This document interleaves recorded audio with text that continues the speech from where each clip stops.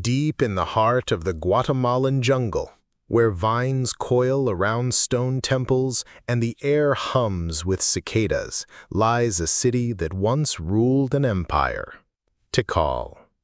Its towering pyramids rise above the canopy, silent now, but once echoed with the footsteps of kings, priests, and warriors. This was no ordinary city. It began as a cluster of huts near a few lakes. Then, over centuries, it grew into a mighty power. How did a small settlement in the dense rainforest become the greatest city of the ancient Maya? What struggles shaped its rise? Who were the people who built it, fought for it, and nearly lost it? The story of Tikal is not just about stone and time. It is about ambition, survival, and the fragile balance between power and downfall. This is the true history of how a jungle city became a powerhouse. Long before Spanish ships touched American shores, long before European maps knew these lands, Tikal stood tall. It was part of a world now gone, a world of maize fields, painted glyphs, and sacred rituals under a blazing sun. The Maya built cities without iron, without wheels, without beasts of burden. Yet they engineered monuments that still stand today. Among them, Tikal was one of the most powerful. But its greatness did not come easily. Its rise was slow. It was marked by war, drought, betrayal, and moments of brilliance. This is not a tale of sudden glory. It is a story of endurance, of a city that climbed from obscurity to dominance, not by chance, but through choices made by real people in a real world. To understand Tikal's rise, we must go back, not to the height of its power, but to its beginnings, to a time when the land was young and the first settlers arrived. We must look at the soil, the water, the trees. For Tikal's fate was shaped not only by kings, but by the land itself. The region where Tikal would one day stand is a vast green sea of trees.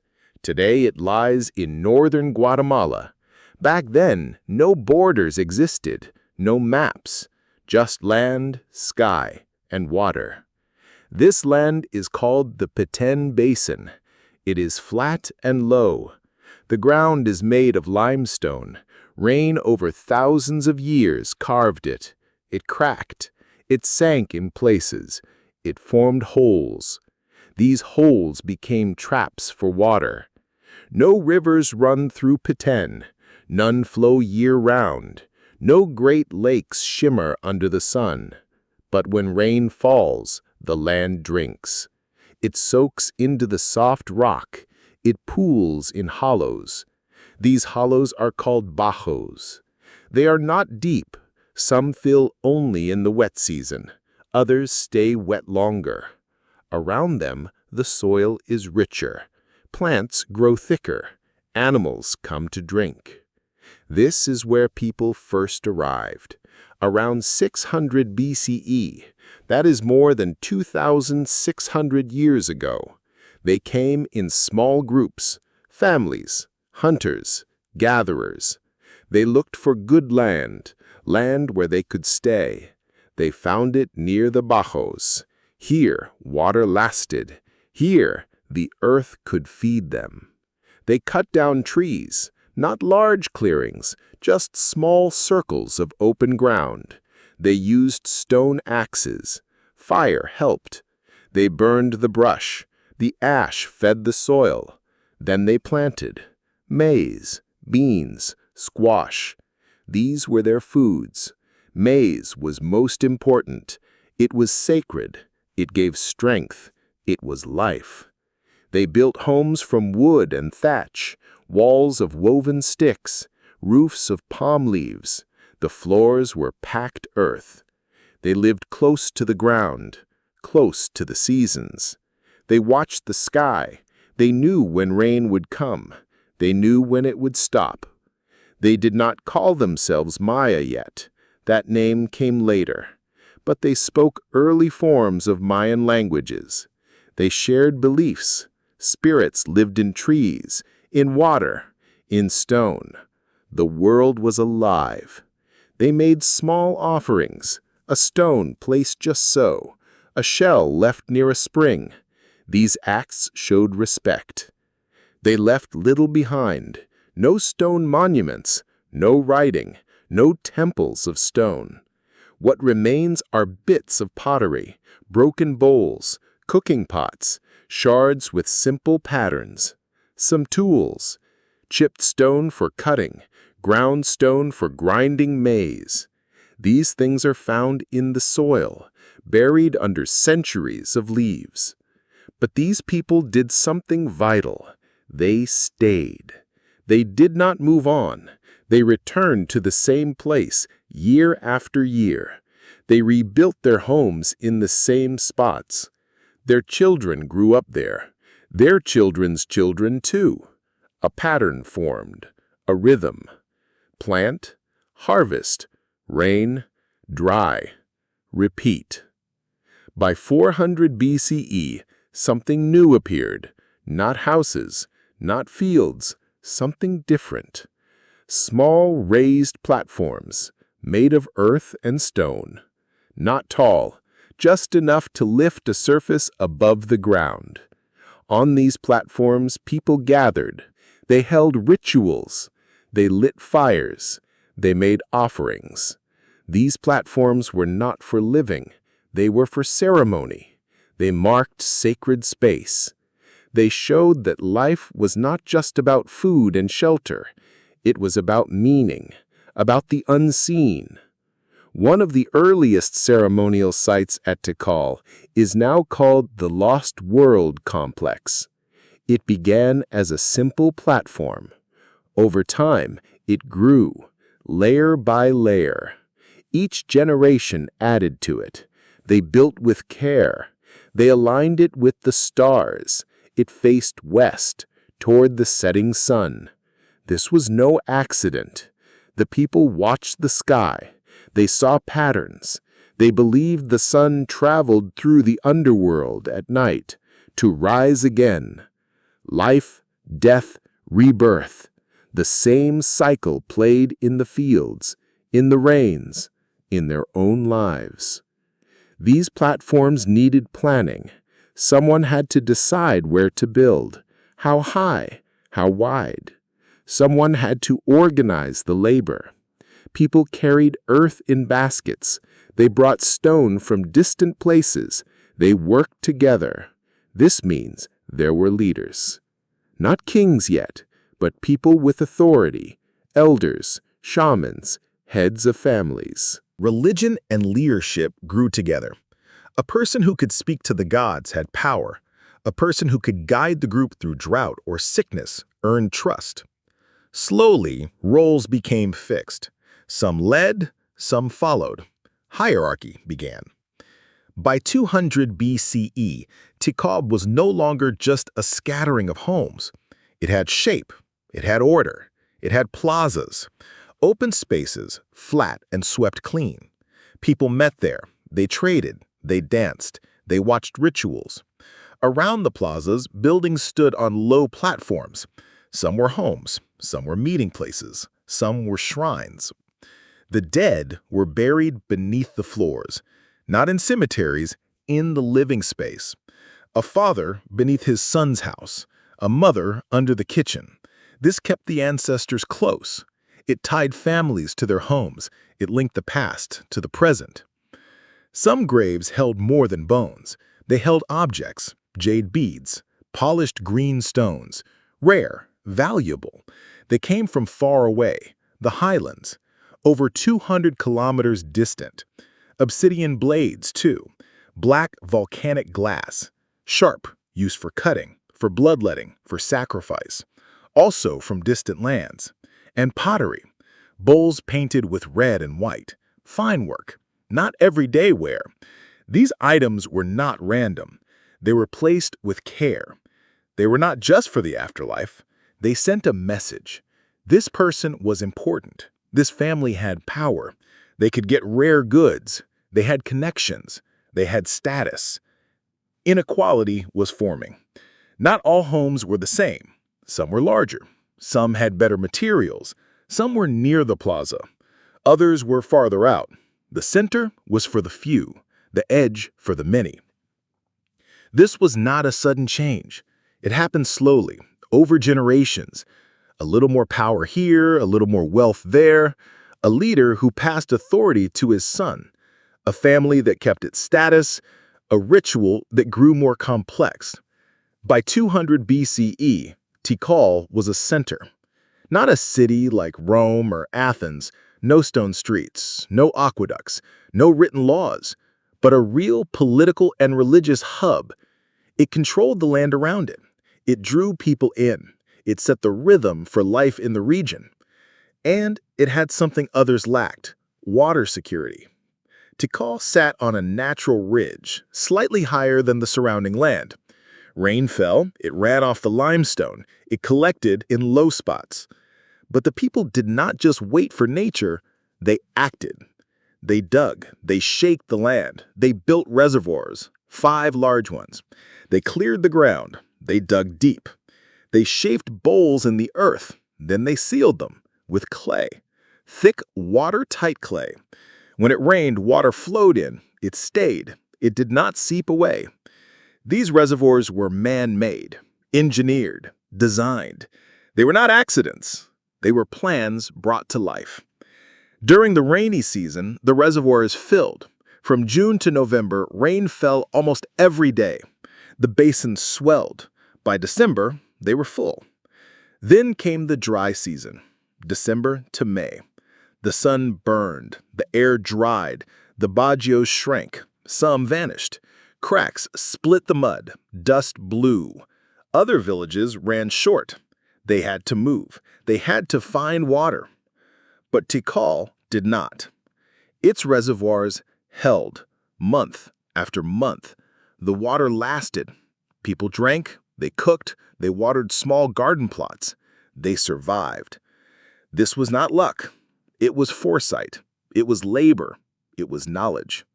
The people of Tikal understood their world. They worked with it. They shaped it. Other settlements tried the same. Some had small tanks, but none matched Tikal's scale. None had 5 large lined reservoirs. None could support as many people through the dry months. This gave Tikal an edge, a real advantage. When drought came, people came to Tikal. Farmers from smaller villages, artisans, hunters. They sought water. They sought safety. They settled on the edges of the growing center. More people meant more labor, more hands to farm, to build, to defend. It meant more ideas, more skills, more trade. Tikal grew not because it was the first, not because it was the biggest at the start, but because it solved a basic problem: how to live in a place with no rivers. Water was power, and Tikal held it. This was the first secret of its rise. Not war, not gold, not gods. Water. Clean, stored, protected. Year after year, through dry seasons that broke other towns, Tikal survived. And in surviving, it began to lead. By 200 BCE, Tikal was no longer just a kingdom. No stelae stood, no pyramids rose, no king claimed divine birth. But the pieces were in place: land, water, people, hierarchy, belief. The foundation was set. The city had not yet risen, but it was ready. And the rain, when it came, would feed more than crops. It would feed ambition. It would feed memory. It would feed the dream of a great city in the jungle. Around 100 BCE, the rhythm of life at Tikal shifted. The air changed. The sound of stone on stone grew louder. The forest near the plazas thinned. People moved in steady lines, carrying baskets of earth, chunks of limestone, and poles of hardwood. They were building. Not just small platforms, not just family homes. Now, they raised structures that reached toward the sky. These were the first pyramids. They were not the towering monuments that would come later. No temple pierced the clouds. But they were different from anything built before. Stepped platforms, built in layers, each level smaller than the one below, made of packed earth, faced with cut stone. On top, a small temple stood, a thatched roof, wooden beams, stone walls. This was a house for the gods, not for people. A place where priests lit fires, where smoke curled into the sky, where blood touched stone. These pyramids were not just buildings, they were statements. They said, "This place is sacred. This city is chosen. Our rulers speak to the divine." The rulers said they held the balance of the world, between sky and earth, between life and death, between the living and the ancestors. They performed rituals at dawn, at sunset, on days marked by the calendar. They cut their tongues, their ears. They let blood fall on paper. The gods needed nourishment. The world needed renewal. One of the oldest and most important complexes from this time is called the Lost World Complex. It lies south of the Great Plaza. Today, its name is modern. The ancient name is lost. But its purpose remains clear. It began as a simple platform. Then, over decades, it grew. People added layers. They raised its height. They shaped it with care. Each new ruler, or priest, or generation built upon what came before. They did not tear it down. They honored it. They expanded it. The complex was laid out with precision. It faced west, directly toward the setting sun. This was not by chance. The people of Tikal watched the sky. They studied the sun's path. They knew when it rose farthest north, when it rose farthest south. They marked the equinoxes, the days when day and night were equal. They also watched Venus, the morning star, the evening star. It appeared and disappeared in a cycle of 584 days. The Maya tracked it exactly. They believed Venus was tied to war, to power, to the gods. When it rose in the east, it could signal a time to attack or to defend. The moon mattered too. Its phases guided rituals, women's cycles, planting times. The calendar was not just a count of days. It was a guide for life, a sacred tool. Each day had a name, a number, a fate. Rulers studied the calendar closely. They chose the day of their coronation with care.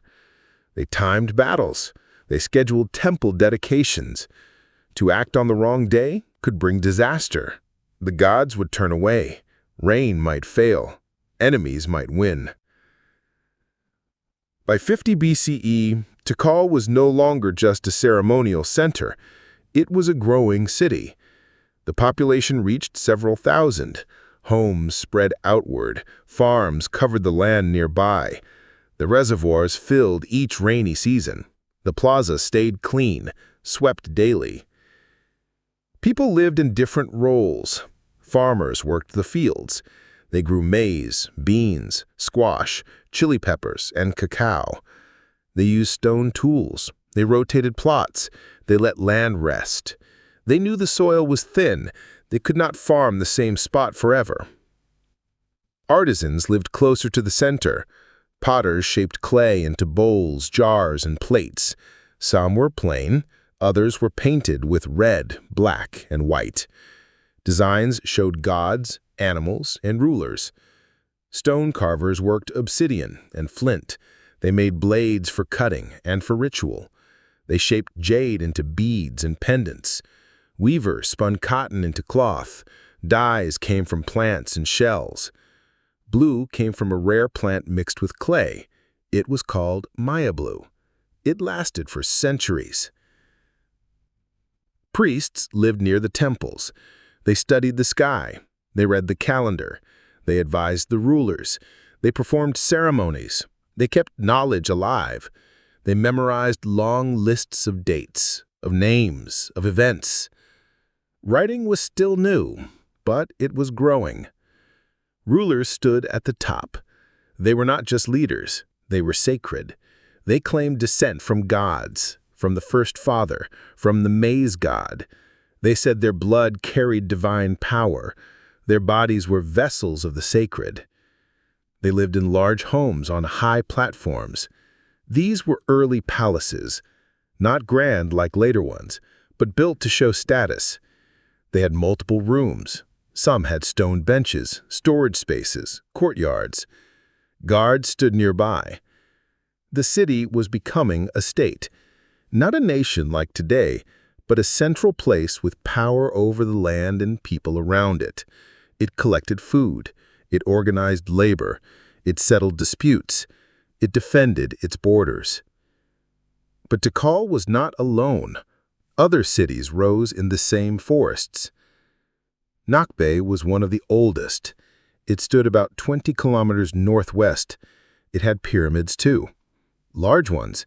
It built causeways, raised roads made of stone and earth. These roads linked buildings.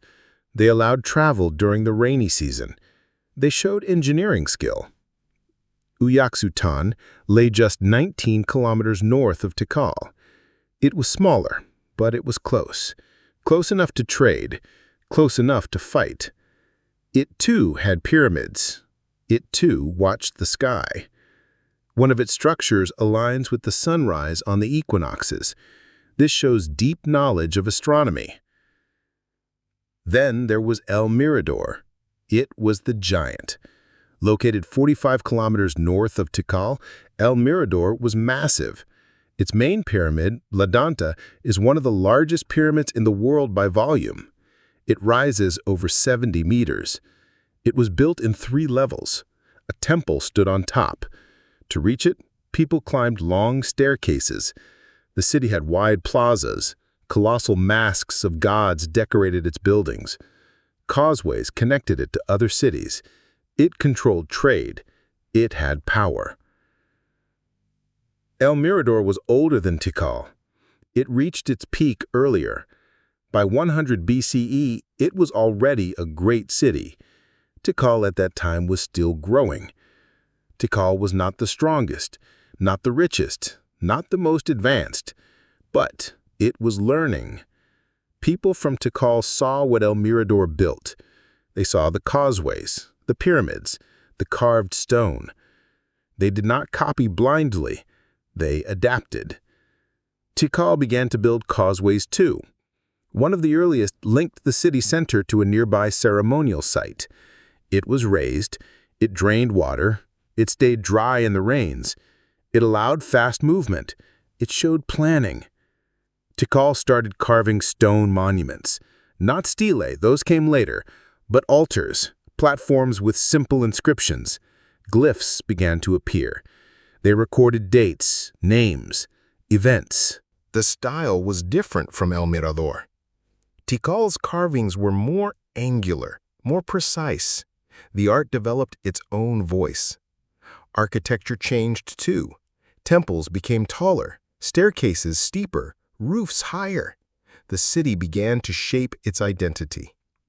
And Tikal waited. It did not rush to war. It did not challenge El Mirador directly. It focused on itself. It strengthened its water system. It grew its population. It trained its leaders. It watched. It learned. It prepared. Because power does not always go to the loudest or the biggest. Sometimes it goes to the one who lasts. Then came a turning point. Around 150 CE, something happened. El Mirador fell. No one knows exactly why, but evidence shows fire, destruction, and abandonment. The great city was left empty. Its people vanished. Its temples crumbled. Tikal did not destroy El Mirador. There is no proof of war. but Tikal gained from its fall. With El Mirador gone, Tikal had room to grow. Trade routes opened up, people moved, power shifted. Tikal began to expand. It built more temples, it cleared more land, it dug more reservoirs. It became the main center in the region. This was the first real step in Tikal's rise. Not conquest, not war, but opportunity. The collapse of a rival gave Tikal a chance, and it took it. By 200 CE, Tikal had changed. The city was no longer just a growing center of ritual and farming. It had become something more, something lasting. This was the start of the late pre-classic period, a time of growth, of ambition, of stone and memory. The city spread. It now covered more than 10 square kilometers. That is larger than 1,000 soccer fields. Houses filled the area around the plazas. Farms stretched beyond. Causeways linked distant neighborhoods. Reservoirs dotted the landscape. The population grew to several thousand. Some estimates suggest 10,000 people or more lived in and around Tikal at this time. Life was organized. Farmers worked the land on the outskirts. They grew maize, beans, squash, and cotton. They brought food into the city. Craftsmen lived closer to the center. Potters shaped clay into bowls and jars. Stoneworkers carved jade, obsidian, and limestone. Weavers made cloth from cotton. Some of these goods were used locally. Others were traded. Cacao beans, feathers, and fine pottery moved through Tikal's plazas, heading to distant towns. At the heart of it all stood the rulers. They lived on high platforms. Their homes were larger, their clothes were finer. They wore jade necklaces, headdresses of bright feathers. They claimed a special place in the world. They said they were not just leaders, they were divine, chosen by the gods, descended from the first ancestors. Their blood was sacred. Their words carried power. To rule was not just to govern, it was to perform. Each ritual mattered. Each offering kept the world in balance. If the ruler failed, the rains might stop, the crops might die, the gods might turn away. So the people watched. They saw the ruler cut his tongue. They saw smoke rise from the temples. They heard the conch shells blow at dawn. One of the most important discoveries at Tikal helps us understand this time. It is a tomb. Burial 85, found deep beneath Temple 33 in the North Acropolis. This was not a common grave. It was hidden, protected, built with care. The man inside was buried around 250 CE. That is earlier than most carved monuments. No stela names him, no text tells his story. But his burial speaks louder than words. He was placed on his back. His body faced north. This direction had meaning. The north was linked to the underworld, to ancestors, to sacred caves. His position showed respect for the unseen world. He wore a mask, not of gold, not of paint, but of jade. Hundreds of small green tiles, cut and shaped, then set into a net of fiber. The mask covered his face. It showed high cheekbones, a calm expression, eyes closed. It was not meant to look like him. It was meant to show who he was. A king, a divine figure, a being between earth and sky. Around him lay offerings, jade beads, shells from the Caribbean coast, pottery bowls. Some held food, others held water. A stingray spine was placed nearby. It was used for bloodletting, a royal act, a way to speak to the gods. The tomb was built of stone. It had walls, a vaulted ceiling. It was placed beneath a temple. That temple was built later, but the placement was no accident. The rulers of Tikal built their sacred spaces over the bones of their ancestors. The past was not forgotten. It was honored. It was used. Burial 85 is one of the earliest royal tombs at Tikal. It may belong to one of the first true kings, a man who helped turn a ceremonial center into a kingdom. He did not rule in silence. He built. He performed rituals. He united people under one sacred authority. We do not know his name, but we know his role. He laid the foundation for kingship at Tikal. Around this time, something new appeared in the plazas. Stelas. These were tall stone slabs, carved from limestone. Some stood over 2 meters high. They were not just markers, they were messages. Images of rulers, dates in the Maya calendar, glyphs that told stories. The earliest known stela with a clear date is Stela 29. It was carved in 292 CE. That is a key moment. It marks the beginning of recorded history at Tikal. Before this, we rely on tombs, tools, and architecture. After this, we have names, dates, events. Stela 29 shows a man standing tall. He wears a long robe. A headdress rises from his head. It is shaped like a temple. He holds a scepter in one hand. The scepter ends in the head of a serpent. This is a symbol of royal power. The serpent was linked to gods, to the sky, to authority. Below the image, glyphs name him Yaks-eb-Shok.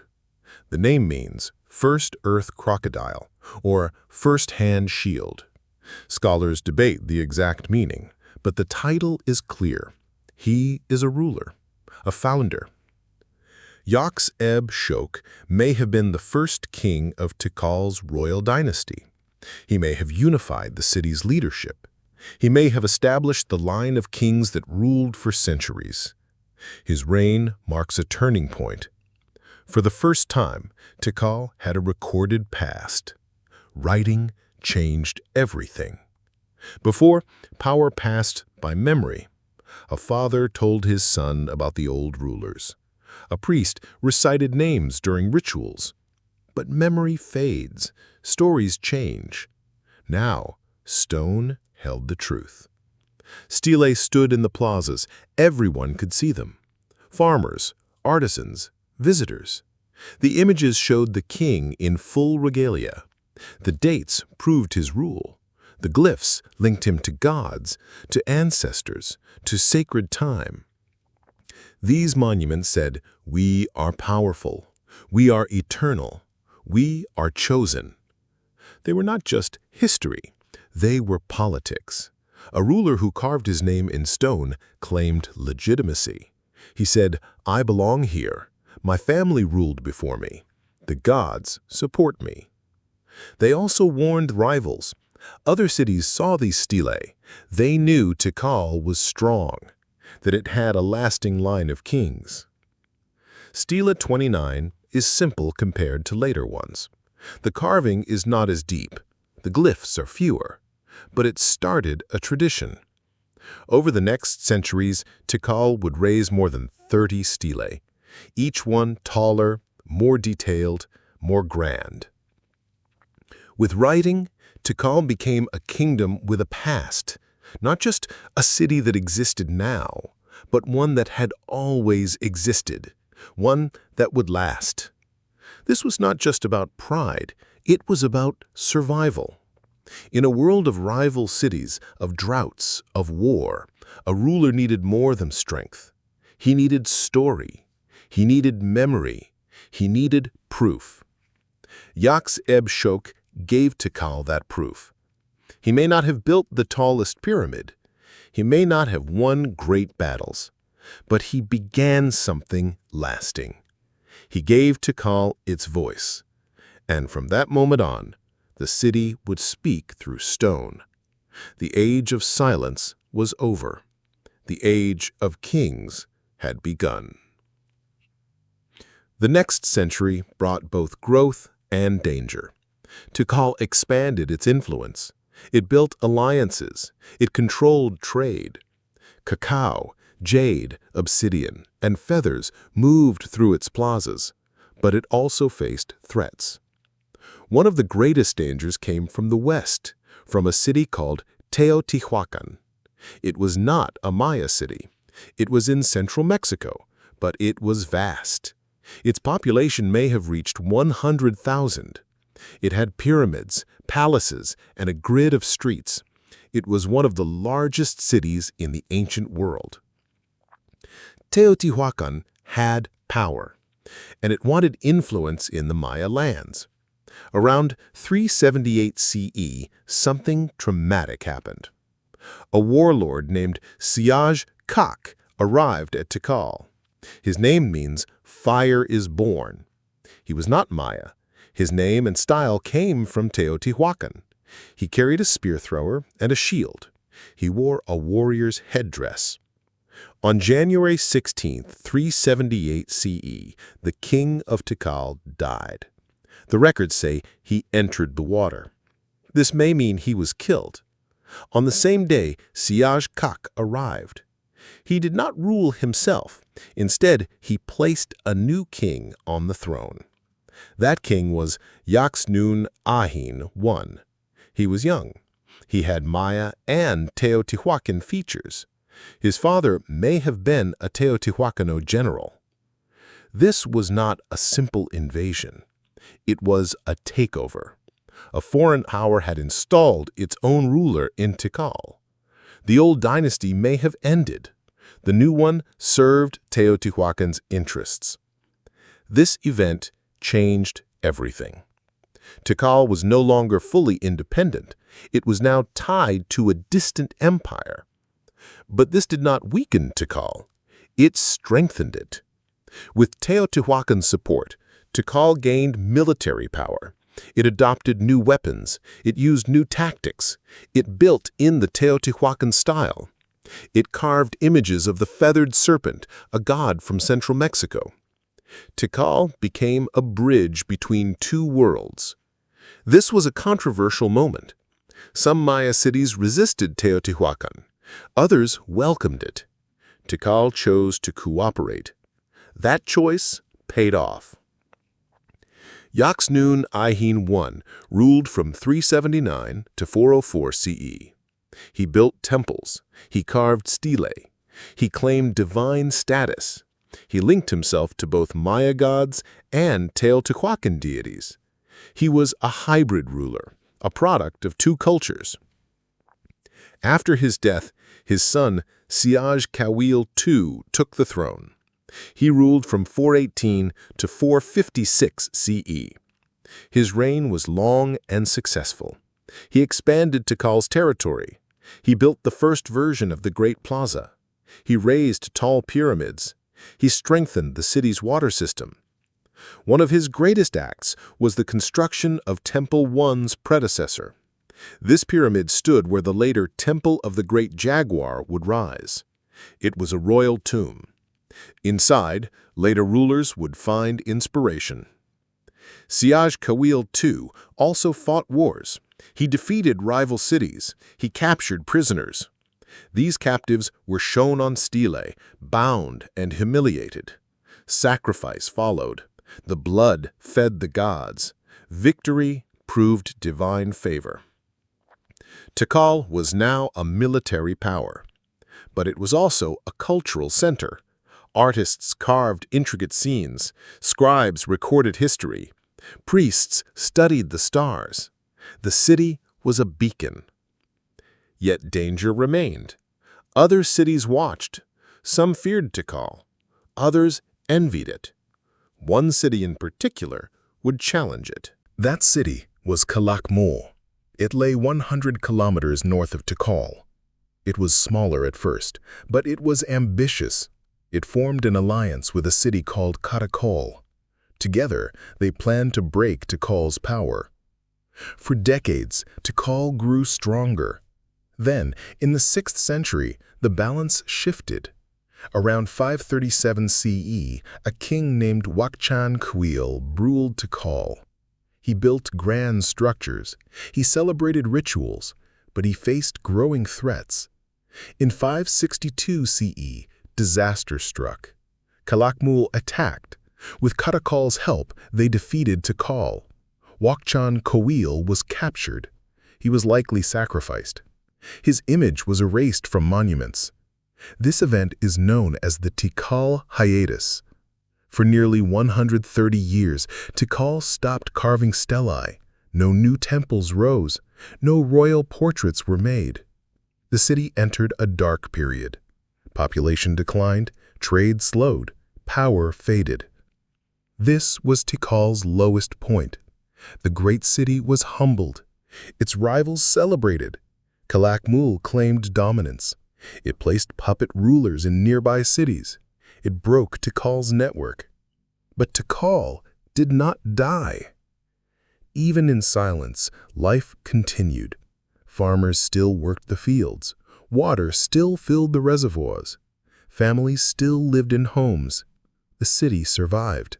It waited.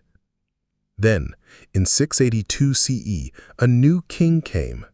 His name was Jasau-Chan Kawil I. He was born during the hiatus. He grew up in a weakened city, but he remembered Tikal's past. He studied old stelae.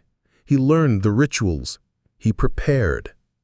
When he took the throne, he began to rebuild.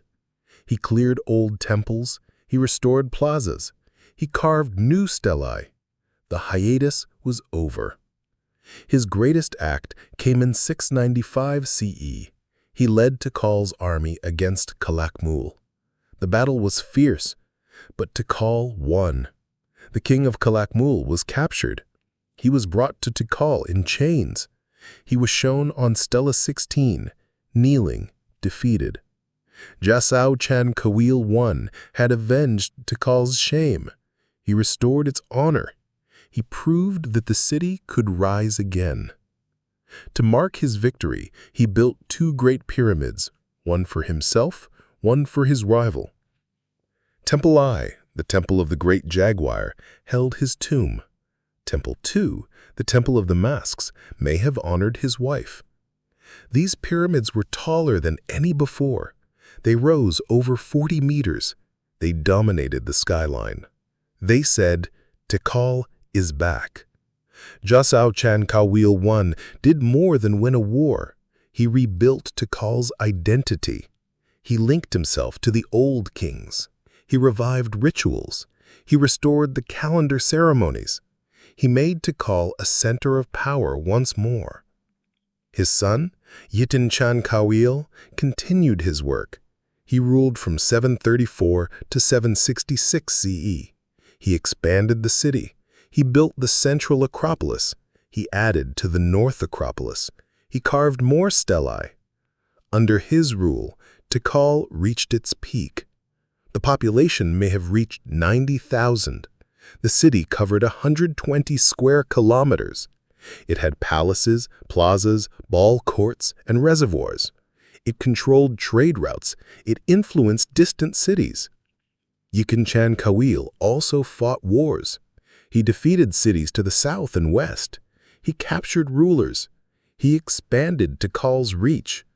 His stelae show him in full regalia, holding the serpent bar, symbol of kingship. This was the golden age of Tikal, but shadows were forming. The very success of Tikal brought new problems. More people meant more demand for food, more demand for water. The forests were cleared, the soil weakened, the reservoirs filled with silt. Droughts became more common. Around 800 CE, the rains failed. Year after year, the dry season stretched longer. Crops failed. People went hungry. At the same time, the political system strained. Kings claimed divine power, but if the rains did not come, was the king still favored by the gods? If enemies attacked, was he strong enough? Other cities grew stronger. Copan, Palenque, and others challenged Tikal's influence. The old alliances weakened. Then, around 830 CE, the last known king of Tikal took the throne. His name was Dark Sun. He left no stelae. He built nothing new. His reign is barely recorded. After him, no king came. No more monuments were raised. No more rituals were held in the great plaza. By 900 CE, Tikal was abandoned. The people left. The jungle crept back. Vines swallowed the temples. Trees cracked the stone. The rise was complete. So was the fall. But what caused the fall? Was it war, drought, famine, rebellion?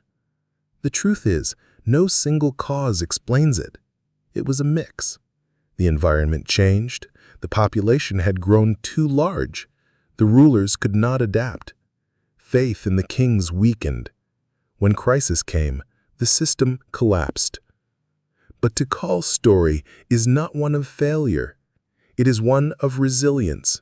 It rose from a small village. It survived wars. It endured a century of silence. It came back stronger. It built one of the greatest cities of the ancient Americas, without metal, without wheels, without horses. It did it with knowledge, labor, and belief.